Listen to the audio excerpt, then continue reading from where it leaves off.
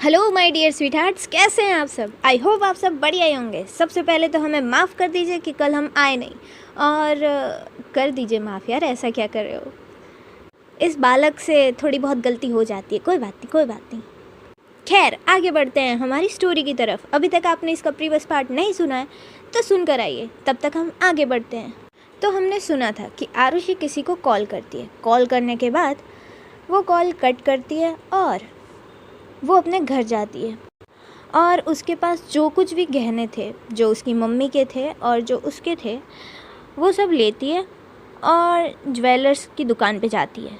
जैसे ही आरुषि उस शॉप में जाती है, उसके ओनर कहते हैं, अरे आरुषि बिटिया कैसी हो। तभी आरुषि कहती है, काका मैं ठीक हूँ। काका मुझे कुछ पैसों की ज़रूरत है, तो क्या आप ये गहने गिरवी रख सकते हैं। इतना कह के वो गहने आगे देती है। तभी वो ओनर कहते हैं, हाँ बिटिया रख तो सकता हूँ, लेकिन इसके ज़्यादा से ज़्यादा 1.5 लाख ही आ सकते हैं। आरुषि कहती है, पर काका मुझे तो 5 लाख रुपए की ज़रूरत है। सामने से वो ओनर कहते हैं, नहीं बिटिया इन गहनों की इतनी कीमत नहीं है। पर तुम्हें इतने पैसे चाहिए क्यों। आरुषि कहती है, पापा का एक्सीडेंट हो गया है और ऑपरेशन के लिए 5 लाख रुपए चाहिए काका। सामने से वो ओनर कहते हैं, नहीं बिटिया इन गहनों के इतने पैसे नहीं हो पाएंगे, और मेरे पास भी इतने नहीं हैं कि मैं तुम्हारी कोई मदद कर सकूं। आरुषि कहती है, ठीक है काका, आपसे जितना हो सके आप कर दीजिए। देन वो ओनर आरुषि को 2 लाख रुपए दे देता है। देन आरुषि वो पैसे लेती है और वहाँ से निकलती है। और आरुषि अपने कुछ फैमिली वालों के और जानने वालों के पास जाती है, इस उम्मीद से कि उसकी कोई हेल्प कर देगा। लेकिन कहते हैं ना, जब मुसीबत आती है तो सबसे पहले रिश्तेदार ही साथ छोड़ देते हैं। किसी ने भी आरुषि की कोई हेल्प नहीं की थी। तभी आरुषि की फ्रेंड जानवी का कॉल आता है। जानवी कहती है, आरुषि कहाँ है तू। और ये सब मैं क्या सुन रही हूँ, तेरा घर तोड़ दिया गया है, और सब कहाँ है, आंटी अंकल। जानवी बस आरुषि से क्वेश्चन पे क्वेश्चन करे जा रही थी। तभी आरुषि कहती है, जानवी पापा का एक्सीडेंट हुआ है और उनके ऑपरेशन के लिए 5 लाख रुपए चाहिए। सामने से जानवी कहती है, व्हाट, कब, अंकल ठीक है ना, मैं आती हूँ। आरुषि कहती है, आजा। और इतना कह के आरुषि रोने लगती है। थोड़ी देर में जानवी वहाँ पहुँचती है जहाँ पे आरुषि थी, और जानवी के आने के बाद जानवी कंसोल करने की कोशिश करती है। तभी जानवी कहती है, तू चिंता मत कर, सब ठीक हो जाएगा, और अंकल भी बिल्कुल ठीक हो जाएंगे, और मेरे पास भी कुछ पैसे हैं, तू वो ले ले। ऐसा कहकर जानवी आरुषि को 50,000 रुपये देती है। आरुषि उन पैसों को देखती है।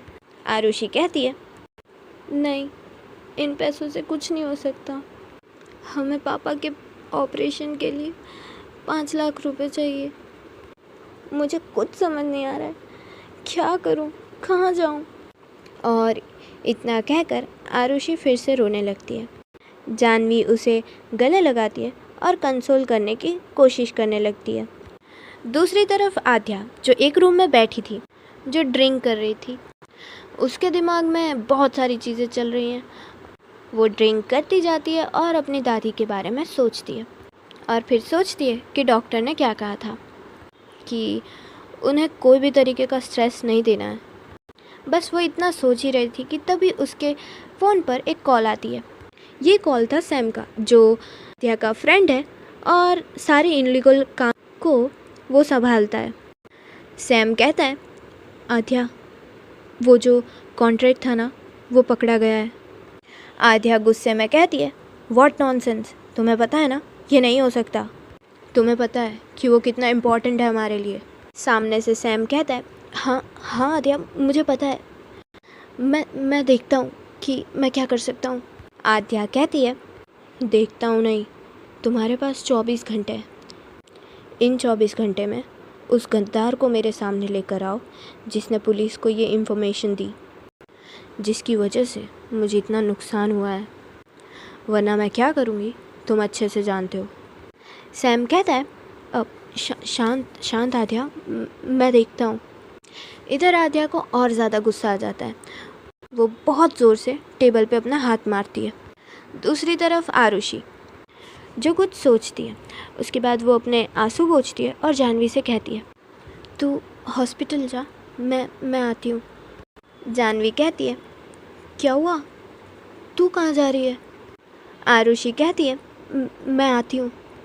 इतना कह के वो निकल जाती है। नेक्स्ट सीन में आरुषि एक बड़े से मेंशन के बाहर खड़ी थी। तभी आरुषि उस गेट से अंदर जाने लगती है। तभी उधर से एक गार्ड आता है और आरुषि से कहता है आप अंदर नहीं जा सकती। आरुषि कहती है देखिए भैया, मुझे अंदर जाने दीजिए, मुझे आपके बॉस से काम है। वो गार्ड पहले तो आरुषि को मना करता है, फिर उसके बार बार कहने पर वो गार्ड कहता है ओके रुकिए, मैं बॉस से पहले बात करता हूँ, फिर आप अंदर जा सकती हैं। देन वो गार्ड अपने बॉस को कॉल करता है और कहता है कि बॉस, बाहर एक लड़की आई हुई है, वो कह रही है कि उसको आपसे मिलना है। इधर आध्या जैसे ही वो ये सुनती है कि कोई लड़की आई हुई है और उससे आपसे मिलना है, उसके फेस पर एक डेविल वाली स्माइल आती है और आध्या कहती है इतना कह के आध्या कॉल कट कर देती है और कहती है welcome to hell miss Arushi. और ये कहते हुए वो अपनी ड्रिंक फिनिश करती है। इधर एक गार्ड जो आरुषि को आध्या के रूम तक लेकर जाता है। जैसे ही आरुषि उस कमरे में एंटर करती है, उसे एक अजीब सी स्मेल आती है, लाइक सिगरेट और ड्रिंक्स की। आरुषि के जस्ट सामने एक टेबल है और उसके पीछे आध्या बैठी हुई है। आध्या कहती है क्या बात है मिस आरुषि, जब मैंने आपको बुलाया तब तो आप आई नहीं और आज आप बिना बुलाए आ गई। और इतना कहते हुए आध्या अपनी चेयर टर्न करती है और धीरे धीरे आध्या उसके पास जाने लगती है। तभी आरुषि कहती है उसकी वजह भी तुम ही हो। मुझे नहीं पता था कि तुम्हारी जान बचाना मेरी ज़िंदगी की सबसे बड़ी भूल साबित हो जाएगी। जब आरुषि ये सब कहती है तब आध्या उसके बहुत ज़्यादा पास आ जाती है। जैसे ही आध्या आरुषि के पास जाती है, आरुषि को उस ड्रिंक की स्मेल और ज़्यादा आने लगती है, जिससे आरुषि को थोड़ी सी इरिटेशन होने लगती है। तभी आध्या कहती है जान बचाने का नहीं मिस आरुषि, सबके सामने मुझे थप्पड़ मारने की ये सबसे बड़ी भूल थी आपकी। और ये बात वो बोल रही थी अपने गालों पर हाथ रखते हुए।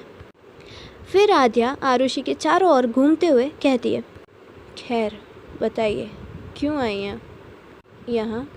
आरुषि कहती है वो पापा के ऑपरेशन के लिए 5 लाख रुपए की ज़रूरत है, इसलिए मैं इधर आई हूँ। 2 लाख रुपए हैं मेरे पास, 3 लाख रुपए तक की ज़रूरत है। और इतना कहकर आरुषि चुप हो जाती है। तभी आध्या कहती है ठीक है, मैं तुम्हें पूरे 5 लाख रुपए दूंगी, लेकिन उसके बदले में तुम मेरे लिए क्या कर सकती हो? जब आध्या ये सब कह रही थी तब आध्या आरुषि के हाथों पर अपने फिंगर्स से टच करती है और टच करते हुए अपने फिंगर्स को स्लाइड करती है और स्लाइड करते करते आरुषि के पीछे जाती है, जिससे आरुषि थोड़ी अनकंफर्टेबल फील करने लगती है। और आध्या के फेस पर एक अजीब सी स्माइल थी। आरुषि थोड़ा हेजिटेट और अनकंफर्टेबल फील करते हुए कहती है कुछ भी कर सकती हूँ। देन आध्या उसके पीछे थी और ये सुनकर वो बिल्कुल उसके पास यानी उसके शोल्डर के पास आकर उसके कानों पर कहती है कुछ भी। आरुषि कहती है देन आध्या कहती है ठीक है, फिर तुम्हें हर एक पल, हर एक लम्हा, अपनी हर दिन, अपनी हर रात, अपना रूम यहाँ तक कि बेड, वो सब तुम्हें मेरे साथ शेयर करना पड़ेगा। और ये बात कहते हुए आद्या हल्का सा आरुषि की कमर पर टच करती है, जिससे आरुषि को गुस्सा आता है। आद्या पर हाथ उठाने की कोशिश करती है। आद्या उसका हाथ पकड़ती है और फोर्सफुली उसे वॉल के साथ लगाती है। आद्या गुस्से में कहती है, नॉट अगेन मिस आरुषि, ये गलती दोबारा मत करना।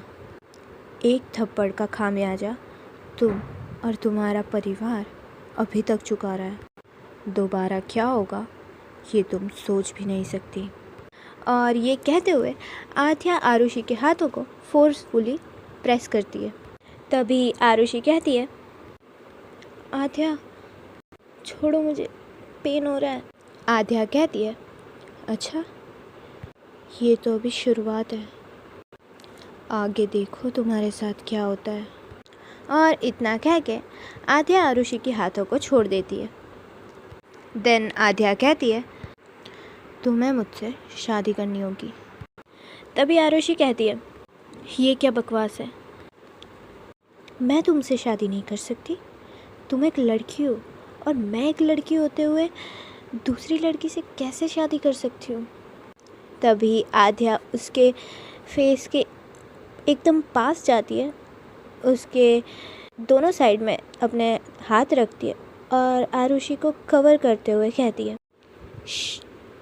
मैं तुमसे पूछ नहीं रही हूँ बल्कि तुम्हें बता रही हूँ कि तुम्हें करनी ही पड़ेगी। और हाँ, तुम ये मत सोचना कि मैं तुमसे प्यार करती हूँ या तुम बहुत खूबसूरत हो इसलिए। और इतना कहते हुए आद्या आरुषि को ऊपर से नीचे तक देखती है। देन आद्या कहती है, इसलिए मैं तुमसे शादी कर रही हूँ। नो, मैं तुम्हारी ज़िंदगी हेल बना दूँगी। जो थप्पड़ तुमने सबके सामने मुझे मारा था, उस थप्पड़ की गूंज तुम्हारी ज़िंदगी में होगी। और हाँ, तुम्हारी ज़िंदगी में ये सब कुछ जो भी चल रहा है, ये सब मैं रोक दूँगी। और हमारे बीच में जो कुछ भी हुआ है, जो कुछ भी बात होगी, उसे ना तुम अपनी फैमिली को बताओगी और ना मेरी। और ये कहते हुए आद्या पीछे हटती है और उस रूम से चली जाती है। आरुषि रोते रोते वहीं बैठ जाती है। देन आद्या बाहर जाने के बाद किसी को कॉल करती है और कहती है, हेलो, सब ठीक कर दो। और इतना कह के कॉल कट कर देती है। इधर आरुषि को एक कॉल आता है जिसमें सामने से उसकी माँ कहती है, हेलो आरुषि बेटा, कहाँ हो तुम। तभी आरुषि कहती है कि क्या हुआ माँ। आरुषि की माँ कहती है कि तुम आ जाओ, तुम्हारे पापा का ऑपरेशन शुरू हो गया। आरुषि कहती है, क्या, मैं आती हूँ। और वो अपने आंसू पोंछती है और खड़ी होकर वहाँ से भागती है। ओके देन, आज के लिए बस इतना ही। और हाँ यार, कमेंट में बता के जाओ कि कैसी लग रही है स्टोरी, और अगर अच्छी लग रही है तो बताइए कि हाँ अच्छी लग रही है, और अगर कोई कमी लग रही है तो भी बता के जाओ। और कुछ लोगों की डिमांड है कि स्टोरी टाइमिंग थोड़ी बढ़ जानी चाहिए। हम पूरा ट्राई करेंगे कि स्टोरी टाइमिंग थोड़ी सी बढ़ जाए, बस आप सब बोर ना हो इसलिए थोड़ी सी कम रखिए। खैर कोई बात नहीं, हम पूरा कोशिश करेंगे। और हाँ, मुझे पता चला है अभी भी आप लोग छुप छुप के वीडियो देख रहे हो। गलत बात छोड़िए। Okay then, bye bye, tata. और सब्सक्राइब करके जाना, लाइक शेयर और कमेंट वो भी करके जाइएगा। Bye bye, Radhe Radhe.